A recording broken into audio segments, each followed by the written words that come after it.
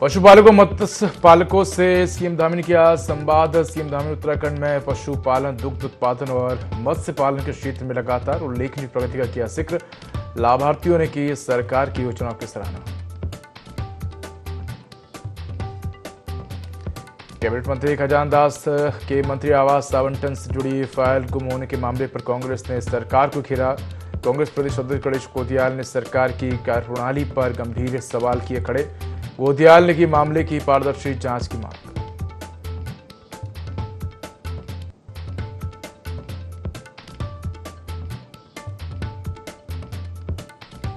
अल्मोड़ा के भिकिया सेण क्षेत्र में खाई में गिरी कार हादसे में कार सवार 3 लोगों की मौत।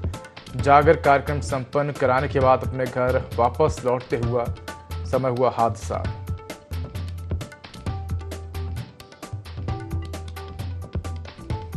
अठारह में खुलेंगे चतुर्थ के आधार। रुद्रनाथ धाम की कपाट यात्रा तैयारियों को लेकर प्रशासन का निरीक्षण दल लौटा वापस मुख्यालय। यात्रा शुरू होने से पूर्व यात्रा मार्ग की अवस्थापना सुविधाओं और नई तैयारियों का किया निरीक्षण।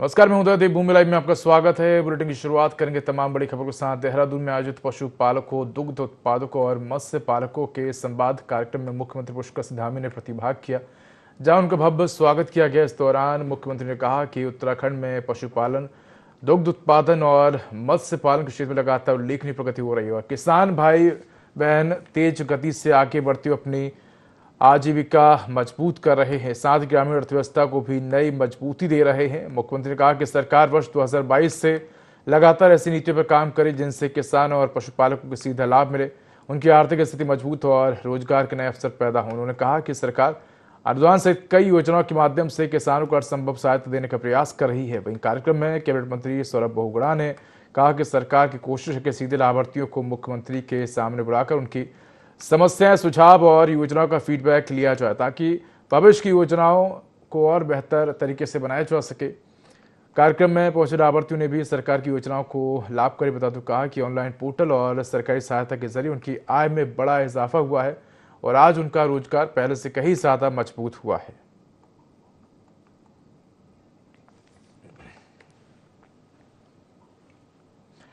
हरिद्वार में रिक्शाओं पर प्रशासन का बड़ा एक्शन देखने को मिला है, जहां जिलाधिकारी के निर्देश पर परिवहन विभाग ने शहर में सघन चेकिंग अभियान चलाया। एआरटीओ नेहा झा और निखिल शर्मा के नेतृत्व में बाजार, मुख्य सड़कों और संवेदनशील इलाकों में ई रिक्शाओं की कड़ी जांच की गई। जांच के दौरान सामने आया कि कई ई रिक्शा बिना जरूरी दस्तावेज और बिना अनिवार्य क्यूआर कोड स्टिकर के दौड़ते मिले हैं, जिसके बाद मौके पर ही कार्रवाई करते हुए 50 से ज्यादा ई रिक्शाओं को सीज कर दिया गया। वहीं परिवहन विभाग ने सभी चालकों को चेतावनी दी है कि नियमों का पालन करें, वरना आगे और भी सख्त कार्रवाई होगी। चारधाम यात्रा स्टार्ट हो चुकी है और जैसा कि सर कहते हैं कि जिला सड़क सुरक्षा समिति की बैठक में डीएम सर ने बोला था कि जो ई रिक्शाएं हैं वो काफी अवैध रूप से चल रही है और उनके लिए क्यूआर कोड और स्टिकर वगैरह बनाए जाए। तो इसी के क्रम में 31 मार्च तक ये था कि सभी जो ई रिक्शा चालक हैं वो स्टिकर लगाए। आज 8 माह हो गए हैं और उनके प्रवर्तन की कार्रवाई की जा रही है। जो भी ई रिक्शा उन्होंने सत्यापन नहीं करवाया उन्हें फीस लिया जा रहा है। भी जा रही है ई रिक्शा वाहन चालक और मालिकों से हम अपील करते हैं कि वो अपनी गाड़ी का सत्यापन करा लें और उसमें जो स्टिकर प्रोवाइड कराए जा रहे हैं उन्हें लगा लें और अपनी रूट पर ही चलें ताकि प्रवर्तन की कार्रवाई से वो बच सके। जिला सड़क सुरक्षा समिति में जिलाधिकारी महोदय ने इंस्ट्रक्शंस दिए थे कि जो भी ई रिक्शा है उनका सत्यापन किया जाए और सत्यापन होने के उपरांत उनको एक क्यूआर कोड स्टिकर दिया जा रहा था, जिसकी की जो देने की समय अवधि थी वो काफी पहले खत्म हो चुकी है। मार्च माह में खत्म हो गई। उसके बाद से हमने इसमें प्रवर्तन की कार्रवाई शुरू की है। उसी के क्रम में आज हमने लगभग 50 से ज्यादा ई रिक्शाओं को सीज किया है और मेरा सभी ई रिक्शा चालक और मालिकों से अनुरोध है और अपील वो जल्द से जल्द अपना जो है वो सत्यापन की प्रक्रिया करा लें और ये जो क्यूआर कोड स्टिकर है वो अपनी गाड़ियों में लगा दें ताकि इस तरह की प्रवर्तन की कार्रवाई से आगे वो बच सके। और भाजपुर से उधम सिंह नगर में रिश्तों को कलंकित करने वाली एक सनसनीखेज वारदात सामने, जहां एक कलयुगी भाई ने अपनी ही 8 साल की मासूम फुफेरी बहन के साथ दरिंदगी की घटना को अंजाम दिया। वारदात उस वक्त हुई जब पीड़िता की मां खेत पर मजदूरी करने गई थी और इसी का फायदा उठाकर आरोपी मासूम को बहला फुसला कर ले गया और दुष्कर्म के बाद उसे लहूलुहान हालत में एक राइस मिल के पास छोड़कर फरार हो गया। इतना ही नहीं, आरोपी और उसके परिजनों ने पीड़िता को बंधक बनाकर मामले को दबाने का प्रयास भी किया, लेकिन ग्रामीणों की मदद से मासूम को छुड़ाया गया। वहीं पीड़िता की मां की तहरीर पर पुलिस ने त्वरित कार्रवाई करते हुए आरोपी के खिलाफ पॉक्सो एक्ट समेत कई धाराओं में मामला दर्ज कर आरोपी को गिरफ्तार कर जेल भेज दिया है। में तहरीर प्राप्त हुई थी। तहरीर में वादी द्वारा बताया गया था कि उसकी 8 वर्षीय बच्ची है, जिसके साथ में पड़ोस में रहने वाले उसके परिवार के एक व्यक्ति जिसका नाम है जीवेश, जो रतिराम के पुत्र हैं और फौजी कॉलोनी के निवासी हैं, इसके द्वारा दुष्कर्म किया गया है। ये सूचना मिलते ही हमने इसमें उचित धारा में मुकदमा पंजीकृत किया गया है। इसमें रेप और पॉक्सो में धाराएँ लगाई गई हैं और इसमें जो नामजद मुलजिम है उसके विरुद्ध हमने टीम गठित कर उसकी दबिश के लिए टीम रवाना की गई। वो मौके से फरार था और इस मामले में हमने कल जीवेश को सीता कॉलोनी से गिरफ्तार कर लिया। ये जो व्यक्ति है ये पड़ोस में ही रहता था और ये बहला फुसला के लड़की को ले गया था। इसमें जो पीड़िता है उसकी माता द्वारा तहरीर हमें दी थी और पीड़िता का मेडिकल कराया जा रहा है और इसमें अग्रिम कार्रवाई की जा रही है। माननीय न्यायालय से रिमांड ली जा रही है। खबर हरिद्वार से है, जहां कावड़ यात्रा को सुव्यवस्थित संपन्न कराने के उद्देश्य से एनएचएआई द्वारा किए जा रहे फ्लाईओवर कार्यों का जिलाधिकारी मयूर दीक्षित ने संबंधित अधिकारियों के साथ फ्लाईओवर कार्यों का निरीक्षण किया। निरीक्षण के दौरान जिलाधिकारी ने पाया कि निर्माण कार्य धीमी गति से किए जा रहे हैं, जिस पर जिलाधिकारी ने गहरी नाराजगी व्यक्त करते हुए निर्माण कार्य में तेजी लाने के निर्देश दिए। उन्होंने कार्यदायी संस्था और कॉन्ट्रैक्टरों को स्पष्ट निर्देश दिए हैं कि कावड़ यात्रा शुरू होने से पहले निर्माण कार्य को तुरंत गति से करना सुनिश्चित करें। इसमें किसी भी प्रकार की लापरवाही और शिथिलता नहीं बरती जानी चाहिए। उन्होंने स्पष्ट निर्देश दिए कि कावड़ यात्रा से पहले यातायात व्यवस्था को सुचारू रखने के लिए जो भी निर्माण सामग्री एवं सड़क किनारे जो भी मलबा पड़ा है उसे त्वरित गति से हटाया जाए। जगहों पे काम चल रहे हैं और आज सुबह कावड़ यात्रा की समीक्षा बैठक की गई थी। इसके साथ ही कुंभ मेला भी 2027 में है, जिसके क्रम में जितने भी यहाँ पर भादरवाड़ किराए पर, भादरवाड़ टोल, हरिलोक पर और साथ ही आगे जितने भी हमारे सिंहद्वार के आसपास फ्लाईओवर का निर्माण हो रहा है, वहाँ पर निरीक्षण किया गया। कार्य में जो बाधाएं हैं उसको दूरी करने के लिए सभी डिपार्टमेंट का कोऑर्डिनेशन कराया गया है। गति दी गई है काम को और साथ ही कहा गया है कि 30 जून तक मैक्सिमम काम कंप्लीट कर लें, क्योंकि जुलाई में बारिश भी है और फिर कावड़ यात्रा भी है। साथ ही ट्रैफिक प्लानिंग कैसे करनी है तथा कुंभ तक कौन कौन से काम हमारे पेंडिंग रहेंगे, कौन कौन से काम हमारे पूर्ण हो जाएंगे। रिंग रोड के साथ साथ जितने भी स्पर हैं नेशनल हाईवे के और फ्लाईओवर सभी का विस्तृत निरीक्षण करके कार्यदायी संस्था को और जिला प्रशासन के अन्य अधिकारी और बिजली विभाग जिनकी लाइन शिफ्टिंग होनी है सभी डिपार्टमेंट्स को कोऑर्डिनेशन करने को कहा गया है। टाइमलाइन को अडेयर करके कंप्लीशन करने के लिए डायरेक्शन दिया है। कैबिनेट मंत्री खजान दास के मंत्री आवास आवंटन से जुड़ी फाइल गुम होने के मामले पर कांग्रेस ने सरकार पर निशाना साधा है। कांग्रेस प्रदेश अध्यक्ष गणेश गोदियाल ने तंज कसते हुए कहा कि मंत्री ने अपने आवास के लिए फाइल लगाई और वही फाइल गायब हो गई। इससे सरकार की कार्यप्रणाली पर गंभीर सवाल खड़े होते हैं। उन्होंने कहा कि यह सामान्य घटना नहीं लगती और संभव है कि इस मकान को लेकर किसी और की भी रुचि रही हो। गोदियाल ने पूरे मामले की पारदर्शी जांच की मांग करते हुए कहा कि सरकार को बताना चाहिए कि आखिर मंत्री की फाइल कैसे गायब हो गई। वहीं गणेश गोदियाल ने कहा कि जब एक कैबिनेट मंत्री की फाइल ही सुरक्षित नहीं है तो आम जनता की फाइलों का क्या होगा।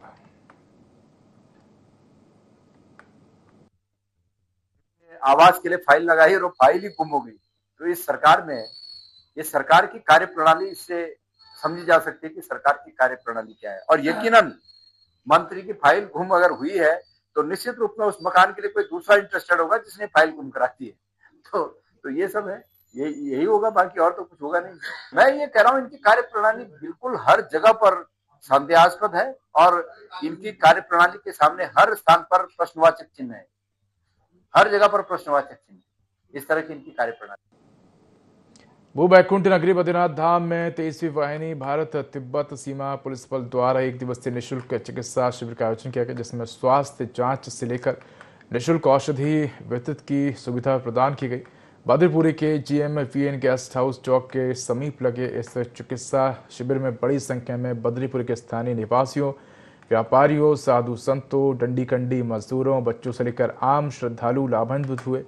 ITBP बल हमारे देश की विशेष कर तिब्बत बॉर्डर से सटी सरहदों की निगहबानी के साथ बॉर्डर इलाकों और प्राइवेट विलेज क्षेत्रों में अपने मानव जन कल्याण और सामाजिक दायित्वों का भी बखूबी निर्वहन कर रही है।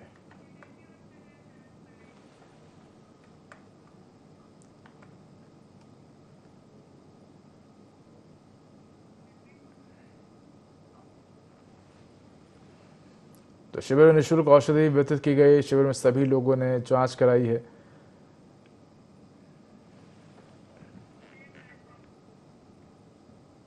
देहरादून में सियासी बयानबाजी तेज हो गई है। बीजेपी ने कांग्रेस के भीतर चल रहे घटनाक्रम को लेकर सवाल खड़े किए।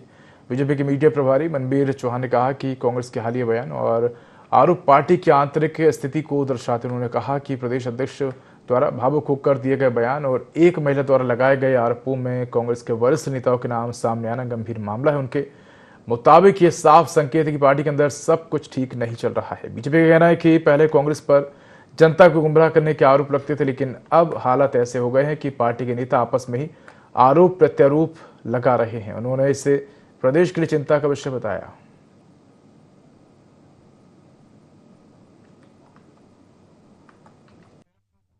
बड़ी चिंता का विषय है। कांग्रेस पार्टी स्वयं में ही ठगने का काम कर रही है और कांग्रेस के प्रदेश अध्यक्ष के द्वारा बड़े भावुक होकर के कहा गया कि मेरे खिलाफ बहुत बड़ी साजिश की गई है और मैं और मेरा परिवार 1.5 महीने से सो नहीं पाए हैं। तो ये निश्चित रूप से बहुत चिंता का विषय है।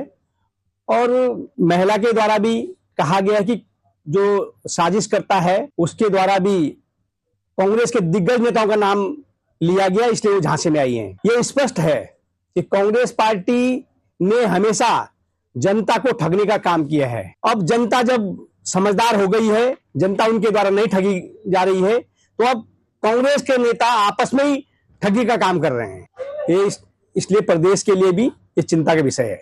जहां चमोली जनपद के उच्च रुद्र हिमालय तीर्थ चतुर केदार रुद्रनाथ धाम के द्वार 18 मई को खुलने वाले हैं। बता दें कि ऐसे में यात्रा शुरू होने से पूर्व यात्रा मार्ग की तमाम व्यवस्थाएं और नई तैयारियों का निरीक्षण करने जिला प्रशासन द्वारा नामित निरीक्षण टीम केदारनाथ वन जीव प्रभाग कोपेश्वर के एसडीओ मोहन सिंह के नेतृत्व में सगर से रुद्रनाथ धाम तक के रूट पर पैदल यात्रा मार्ग का विस्तृत निरीक्षण कर वापस जिला मुख्यालय लौट आई है। उच्च हिमालय पंच केदारों में एक प्रमुख चतुर्थ केदार रुद्रनाथ मंदिर के कपाट 18 मई को ग्रीष्मकाल के लिए खोल दी जाएंगे। वहीं इस दुर्गम यात्रा को लेकर जिला प्रशासन चमोली ने तैयारियां युद्ध स्तर पर तेज कर दी हैं। इससे निर्जन पहाड़ों और पड़ावों वाले विकट मार्ग यात्रा मार्ग में श्रद्धालुओं की मूलभूत सुविधाओं और सुरक्षा को देखते हुए वन विभाग के साथ साथ अन्य विभागों की संयुक्त टीम ने रुद्रनाथ धाम की यात्रा मार्गों का स्थलीय निरीक्षण किया है।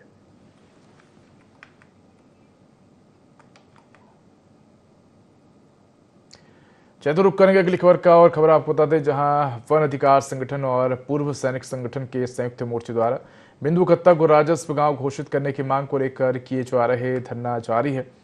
शहीद स्मारक स्थल पर प्रदर्शनकारियों ने जन जन की सरकार कब आएगी बिंदु खत्ता के द्वार के नारे लगाए। इस दौरान आयोजित खुली बैठक में अपर जिलाधिकारी विवेक राय, एसडीएम रेखा कोहली, प्रभागीय वनाधिकारी हिमांशु बांगरी, अपर पुलिस अधीक्षक मनोज कुमार कत्याल ने धरनास्थल पर पहुंचकर वन अधिकारी अधिनियम FRA के तहत बिंदु खत्ता को राजस्व गांव बनाने के मुद्दे पर घंटों विस्तृत चर्चा की। इसके साथ ही ADM और DFO द्वारा बिंदु खत्ता राजस्व गांव प्रक्रिया को पूरा कर शासन को भेजने का आश्वासन दिया गया, जिसके बाद अधिकारियों द्वारा क्रमिक अनशन पर बैठे लोगों को जूस पिलाकर अनशन समाप्त कराया गया। इस दौरान वन अधिकारी और अधिकार संगठन ने मुख्यमंत्री को संबोधित ज्ञापन SDM को सौंपकर कानूनी रूप से आ रही अड़चनों को दूर करते हुए हर संभव सहयोग का आश्वासन दिया है।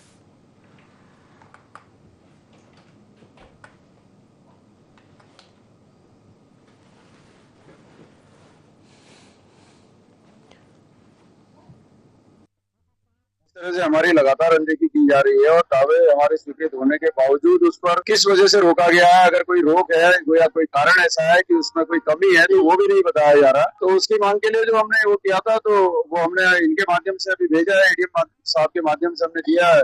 DFO साहब यहाँ पर आए, हालांकि DFO साहब का पहले ही सहयोग है, जब 19 जून 2024 को हमारे दावों की स्वीकृति हो चुकी है और उस DLC में DFO साहब स्वयं एक मेंबर रहे हैं, तो उनसे तो हमारा आज कोई सवाल भी नहीं था, कोई ऐसा उनको बुलाने का ज्यादा वो नहीं था। वो आए, उनका हमने हार्दिक आभार व्यक्त किया है। उन्होंने अपनी जिम्मेदारी समझते हुए फिर भी आए। लेकिन हमारा आज भी बड़ा सवाल वही अटका हुआ है कि जिलाधिकारी महोदय जो जिला स्तरीय समिति के अध्यक्ष होते हैं, उनकी नियुक्ति हमारे समझ से परे है। तो जब तक निर्णय जिनको लेना है वो हमारे साथ नहीं आए तो वो कहीं न कहीं सवाल है। आज तो एक ज्ञापन दिया है, लेकिन अग्रिम रणनीति हमारी है कि हम जरूर जिलाधिकारी आवास का घेराव जरूर करेंगे अगर हमारे जल्दी इन्होंने अगर कोई ऐसा निर्णय नहीं लिया। उच्च स्तर से समाधान होना है, एक प्रक्रिया है। प्रक्रियागत तरीके से विभिन्न समितियों के माध्यम से भारत सरकार तक प्रकरण को जाना है। सभी को सहयोग दिया जाएगा, सभी विभाग सहयोग करेंगे। जो भी आप लोगों के पास साक्ष्य है उसको जो है रिपोर्ट में इनबिल्ट किया जाएगा और प्रयास किया जाएगा कि जो लोग भी आज यहाँ पे इकट्ठा हुए थे उनकी जो मांगे हैं वो सही स्वरूप में निर्णय लेने वाली कमेटी के समक्ष पहुंचे। सरकार ऐसा कुछ नहीं कर रही है जो इनके विपरीत हो। कहीं भी आपको ऐसा कुछ लिखित नहीं मिला होगा। इन लोगों के कयास है, सरकार वो चाह रही है जिसमें जो है इन लोगों का हित नहीं। ज्ञापन माननीय मुख्यमंत्री जी को संबोधित है और कल वो जो है माननीय मुख्यमंत्री जी को प्रेषित कर दिया जाएगा जिलाधिकारी महोदय के हस्ताक्षर। इनका कर्मी अनशन था और तीसरे दिन एक सभा थी जिसमें हमारा कोई ऐसा उद्देश्य नहीं था। हम सरकार के उसमें विरोध में नहीं है। हम अपनी मांग को हमने रखा था और हमने खुली चर्चा शासन प्रशासन से रखी थी कि हमारे दावे में अगर कहीं कमी है, जो हमारा दावा है, जो हमारा प्रस्ताव राजस्व का दावा है, उसमें कहीं कमी है, उसमें कहीं त्रुटि है, तो आकर के हमारे सभा में आकर के जनता के सामने बताएं कि हमारे दावे में क्या कमी है, किस कारण से अभी तक जो है वो लंबित रखा गया, अधिसूचना जारी क्यों नहीं हो रही है। हमने शासन प्रशासन से कहा था। एडीएम साहब यहाँ पर आए और जो वार्ता हुई उस वार्ता से मुझे लगता है कि आगे जो है सकारात्मक निर्णय निकलने की उम्मीद हमें है, क्योंकि जब भी बैठकें होती है वन अधिकार समिति का पक्ष नहीं लिया जाता है, बैठकों में नहीं बुलाया जाता। इस बार उनका मानना है कि जब भी हमारी बैठक होगी इस मुद्दे पर तो हम वन अधिकार समिति को उस बैठक में रखेंगे, क्योंकि बैठक में रहने से दोनों पक्ष वहां पर रहते हैं या कोई कमी उनको लगती है तो हम उसका निस्तारण आपस में दोनों समितियां मिलकर के उसका निस्तारण कर सकते हैं। उस ग्राम बनाने का प्रस्ताव जो है ग्राम स्तरीय समिति द्वारा ब्लॉक स्तरीय समिति को, जिला स्तरीय समिति को भेजा गया था। तो उसमें परीक्षण करने के बाद कुछ कमियां जो है थी, तो कमियों को जो है अगेन ब्लॉक स्तरीय समिति को भेजा गया है। उनको कहा गया कि भाई आमने साथ में बैठ के उनकी बिंदुओं पे कुछ अगर चर्चा करके जिला स्तरीय समिति के सामने रखा जाएगा और जिला स्तरीय समिति में अन्य मेंबरगण भी होते हैं, जो भी निर्णय होगा उसके उपरांत इसमें अग्रिम कार्रवाई की जाए। समिति का उद्देश्य यही है कि समस्त विभाग जो उसमें रहेंगे और अपने व्यू उसमें देते हैं, ताकि कोई बाद में व्यक्ति ना कह सके कि मुझे नहीं सम्मिलित किया गया। और समिति का उद्देश्य यही है, केंद्र सरकार द्वारा समिति का जो गठन किया गया है उसको इसी उद्देश्य से किया गया कि सामंजस्य बना के हो सके, इसलिए हर विभाग के उससे व्यक्ति लिए गए। खबर हरिद्वार से है, जहां 2027 विधानसभा चुनाव नजदीक आते ही हरिद्वार का सियासी तापमान भी बढ़ने लगा है। बता दें कि रानीपुर विधानसभा सीट को लेकर सियासी सरगर्मी लगातार बढ़ती जा रही है। इस बीच कांग्रेस नेता दाताराम चौहान ने बड़ा बयान देते हुए चुनावी मैदान में उतरने के संकेत दिए। उन्होंने दावा किया है कि वो राष्ट्रीय पार्टी से चुनाव लड़ने जा रहे हैं, निर्दलीय लड़ने का सवाल ही नहीं उठता। दाताराम चौहान ने स्पष्ट कहा है कि वे आगामी विधानसभा चुनाव रानीपुर सीट से ही लड़ेंगे। उन्होंने कहा कि वे किसी राष्ट्रीय पार्टी के टिकट पर चुनाव लड़ना चाहते हैं और निर्दलीय चुनाव लड़ने का कोई औचित्य नहीं है। वहीं उनका मानना है कि राष्ट्रीय पार्टी के साथ चुनाव लड़ने से क्षेत्र के विकास को गति मिलेगी और जनहित के मुद्दों को मजबूती से उठाया जा सकेगा।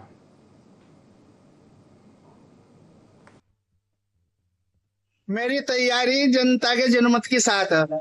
मैं जनता के बीच में 24 घंटे रहने वाला आदमी हूँ और सच्चाई की बात करता हूँ।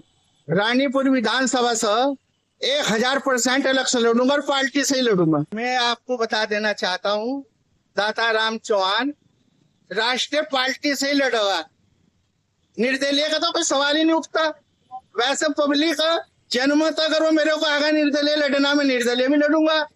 और भारतीय किसान यूनियन की सभी संयुक्त जो हमारी यूनियन है सबका मेरे को समर्थन है। सब यूनियन के लोग मेरे इलेक्शन में काम भी करेंगे और भली भांति आप लोग जानते भी हैं कि मैं हमेशा लोगों के बीच में जुड़ा हुआ आदमी हूँ। आप लोग देख रहे हैं विधायक जी भी 15 साल से बीजेपी के यहाँ अपना कार्यकाल देख रहे हैं, 15 साल होने वाले हैं। और कांग्रेस के जो नेता हैं और भी कितना बढ़ चढ़कर लोगों की समस्या में सुनता हूँ। कुछ लोग केवल नेताओं की परिक्रमा कर रहे हैं। दाताराम परिक्रमा नहीं करता, लोगों का काम करता है। दाताराम का काम बोलता है, लोगों की आवाज है कि दाताराम इस बार। जनपद अल्मोड़ा के भिकिया सेड़ क्षेत्र में एक दर्दनाक सड़क हादसे में कार सवार 3 लोगों की मौत हो गई। तहसीलदार भिकिया सेड़ द्वारा सूचना दी गई कि राफड़ क्षेत्र के समीप एक वाहन दुर्घटनाग्रस्त होकर गहरी खाई में गिर गया। सूचना प्राप्त होते ही एसडीआरएफ और उत्तराखंड द्वारा त्वरित कार्रवाई करते हुए अपर उप निरीक्षक महिपाल सिंह के नेतृत्व में टीम को आवश्यक रेस्क्यू उपकरणों के साथ तत्काल मौके पर रवाना किया गया। घटनास्थल पर पहुंचते ही पता चला कि मारुति अल्टो सड़क से लगभग 200 मीटर नीचे गहरी खाई में दुर्घटनाग्रस्त अवस्था में पड़ी है। क्षेत्र अत्यंत दुर्गम और ढलान युक्त होने के कारण रेस्क्यू अभियान चुनौतीपूर्ण बना हुआ था। एसडीआरएफ टीम द्वारा तत्काल सर्च एवं रेस्क्यू ऑपरेशन शुरू किया गया। प्रारंभिक सर्चिंग के दौरान 2 व्यक्ति अलग अलग स्थानों पर अचेत अवस्था में मिले, जिन्हें टीम द्वारा अत्यंत सावधानी के साथ खाई से बाहर निकाला गया। इसके बाद विस्तृत सर्च ऑपरेशन चलाकर तीसरे व्यक्ति को भी खाई से निकालकर आपको बता दें कि अस्पताल पहुंचा है। मौके पर मौजूद स्वास्थ्य विभाग की टीम द्वारा परीक्षण के उपरांत तीनों ही व्यक्ति को मृत घोषित कर दिया। जानकारी के अनुसार तीनों व्यक्ति जागरी कार्य से जुड़े थे और ग्राम चमोली पुसेरा में आयोजित जागर कार्यक्रम संपन्न कराने के बाद देर रात्रि अपने घर पर वापस लौट रहे थे। इसी दौरान उनका वाहन अनियंत्रित होकर गहरी खाई में जा गिरा है।